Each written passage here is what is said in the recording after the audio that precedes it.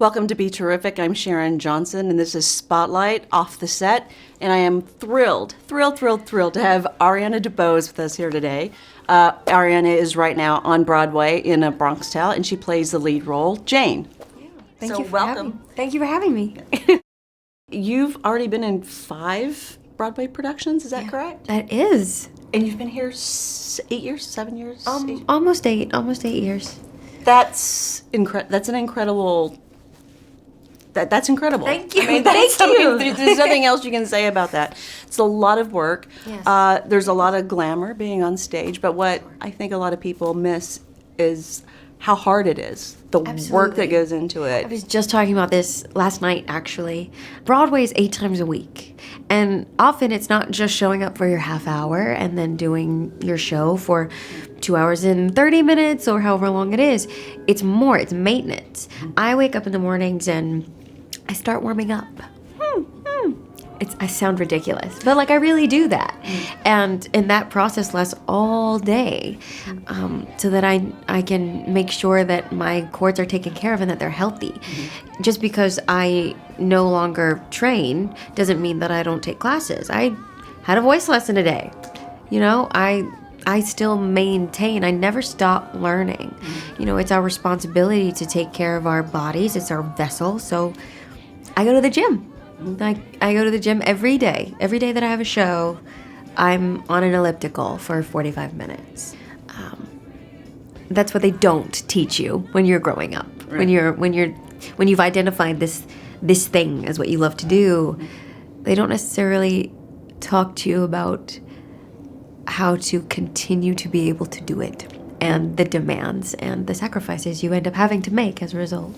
Tell me a little about this role with Jane and why this is a role you wanted to take. I love this character for a lot of different reasons. She's a young girl growing up in, 1968. Teenager, all-American girl. She just happens to be brown. And the boy she likes is white. Which, back then was an issue. It was a problem. And when I got this script, I was like, oh, this might become a problem again. So it's important. I have to take this job and give this girl a new life, and the opportunity to work with a team like this. It's star-studded. It's a dream come true. They encouraged me to give this girl new life, to make her more of a brainiac. She has thoughts, and she's okay to talk about them. And I think that's really encouraging, considering the time and the space that this story takes place in. And I also think that it's very heartening to see a young girl who does speak her mind, who is not afraid to encourage the boy she likes to be better, to be a better person, to be a better human. And that's just something that I felt was necessary. She reminds me of someone. Oh, you! Because I've done enough research, and I'm going that sounds so much like you. Because you're a young woman. You're 26 years old, and you really do have this sense of I know what I want to do. I'm not going to sell out. I know what I don't want to play. I don't want to play a stereotype, and I don't want to play the typical black girl. I don't want to play the sassy friend. I want to play a human. But it was a thing for a while. And I had to be thank you so much, but no. Do you face that a lot? I used to only get auditions for the sassy black friend or the sassy Latina friend. Now things are changing. The more I really commit myself to either turning certain things down or training for so that I'm prepared for harder material, for more layered material. Where does that come from inside you? I credit my mother for a lot of that. My mother was a single parent as well as a public educator. She's very strong. I was raised in a village of incredibly strong women, and that's all I know, is how to be strong and how to speak your mind. And I was never told to stop talking or to stop asking questions. So I think that's where it comes from. Let's bring up the name Robert De Niro. When I got the call telling me I got this job, I was so excited. I was like, yes! And then I was like, okay, I'm just going to go talk to them and to all of them. So I didn't treat him any differently than I treated Jerry Zaks or Alan Menken or Ron Melrose or Sergio. Like, they were all the same to me. Granted, yes, he is an icon. And he knows detail in Italian culture like nobody's business. So I have a great amount of respect for him, but he's also a human. And he's lovely. He really is. You know, he just sits right here and he just talks to you. And that's all you can really ask for, you know? I didn't really bombard him with much fangirling. I kept my fangirling to a minimum. But he knows he has my respect, and he was very helpful to all of us, to be honest. Most of the time, he would just be like, keep doing what you're doing. You also want to get into the film industry. I do. You've been in an independent film, but you are interested in doing more film. Yes, I really am. I love the idea of playing characters that have a very clear start, a very clear finish, or at least in the context of a film. And I love the genre. I just think there's something so powerful about film and the way that it speaks to people. It's different from theater. It's in our realm, we say when our shows get taped for Lincoln Center, we're like, it's for the legacy, darling. Because we do this 8 times a week over and over and over again, whereas for film, like, yes, you might get multiple takes, but like, you're one and done. And once you've left the character, you've essentially left the character. And I think that's something I would like to try. I'd like to put someone on and then take them off. I'm also very interested in, the choreography of a film. I'm so obsessed with watching how directors and directors of photography and the editors choose to edit a film and the final product. There's such choreography in all of it. And I'm truly fascinated by it. So I'm hoping that one day, got plenty of time. I'm 26. So, I'm hoping one day maybe I'll dabble in that a little bit. Or maybe I'll choreograph a film. I don't know. Like, I'm interested in all of it. I just think filmmaking is such a brilliant craft. There's this Broadway show, Hamilton, just changed the world, changed the atmosphere. And you were there from the very beginning. Yes, I mean, that's pretty incredible. I mean, like, how... Do you pinch yourself sometimes when you think of being there at the beginning and then what happened? Oh, absolutely. And honestly, I don't think anybody expected what became. We all knew it was special and we knew it was going to be a thing and it would be huge. And definitely huge for our community, but it hasn't only been that. It's been a big deal for the world in ways, changing the way people view art. I credit Lynn to so much of that, and our producers for being bold. Because when you first hear the concept of Hamilton, you're like, oh yeah, Founding Fathers musical told through rap.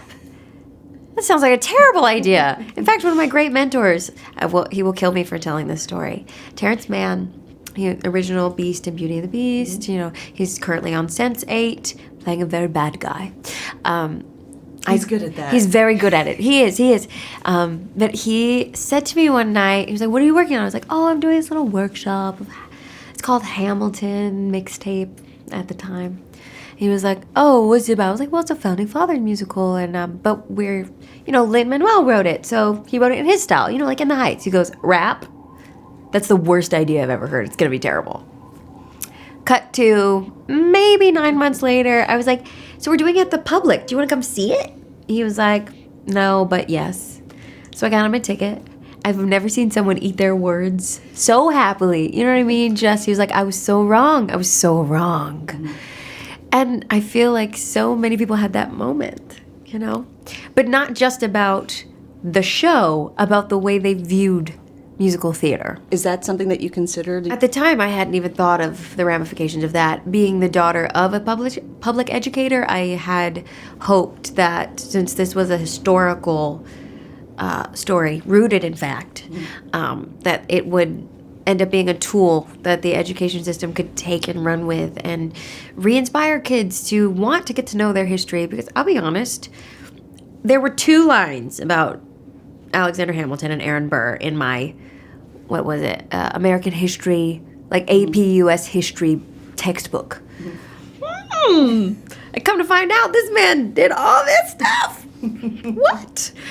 So I think sometimes, I could talk about the education system and its shortcomings for hours, but I think what Hamilton did was give history teachers in particular a new way to reach their kids, especially in this day of social media. It affects everything, and people are on their phones. Kids are on their phones looking up answers and blah, blah, blah. I don't know why they're allowed to have phones, but this made people get off their phones and listen and actually learn something. It's fascinating what kids can tell you now, and especially special needs kids. That really was what got me. When we started receiving videos of kids who are autistic and hadn't spoken since they were born, all of a sudden singing Hamilton lyrics.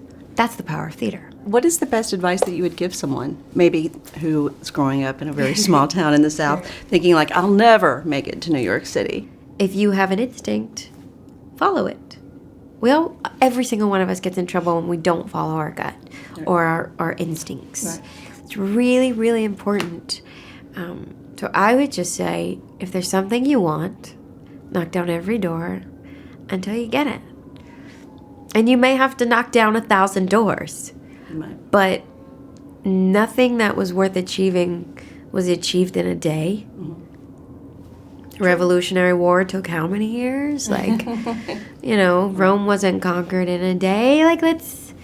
Let's be real. The things that are worth it take time. Your next project is a huge one. Donna Summer. There are going to be 3 Donna Summers and the Disco Queen. Is that what we're calling? I believe the title of the show is Summer. Okay. The musical. But other than that, I don't have much more information for you. Except that you're playing her at the height of her career. Yeah. Terrifying. Really? But exciting. I'm very excited. Let's go dream scenario here. Okay. Give me an idea for what kind of role you would want to take on. In a film? Mm-hmm. Oh my goodness. I mean, I do tend to, I like every actor likes a good, juicy, layered character, but I like twisted ones. I don't know what that says about me as a person, but I like characters that sometimes go after something for what they believe is the right reasons, and they have to watch the ramifications of their choices. I like characters that have to come full circle and look their mistakes in the eye. And I also, I don't mind playing a heroine as long as she learns something. Nobody is perfect. I want to play a character that is a reflection of women like me today. And I think the more that we as an industry work towards that, the better off we are, and the things that I gravitate to, they change because I'm a human, I evolve. Right. What I'm focused on right now is, a woman who, I like women who don't exactly have peace. Women are constantly fighting to find a duality in their life that serves them and their families and who they want to be as a business person, because I'm someone who is striving to find it all. Mm-hmm. And I'm hoping that there will be more characters that display that. I cannot thank you enough. I'm so thrilled because I don't know how much time it's going to take. I'm going to be like, way back when we had Ariana on, and look at her now. Thank you. I appreciate your support. I appreciate you coming here. This has been Spotlight off the set. We have been talking to Ariana DeBose. Thank you for watching BeTerrific.